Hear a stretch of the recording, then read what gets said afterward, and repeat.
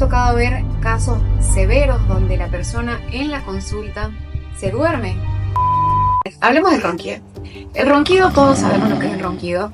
Puede ser muy normal, pero puede ser el paso previo a desarrollar una condición que se llama apnea. Hacen que la persona despierte.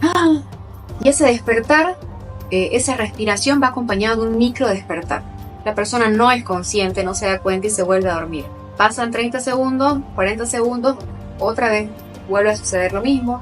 Y puede suceder 200 o 300 veces, incluso más durante la noche.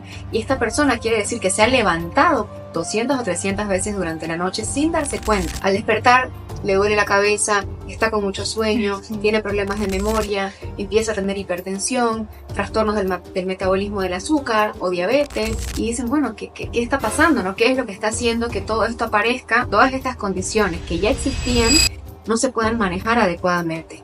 Y es justamente este micro despertar, que es la aparición o el empeoramiento de todas estas condiciones crónicas.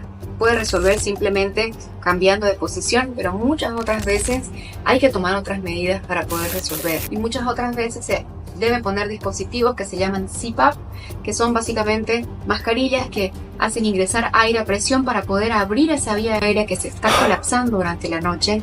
Entonces el ronquido puede parecer muy inocente, pero cuando no se lo atiende y ha llegado a una fase donde se deja respirar, puede realmente comprometer nuestra salud.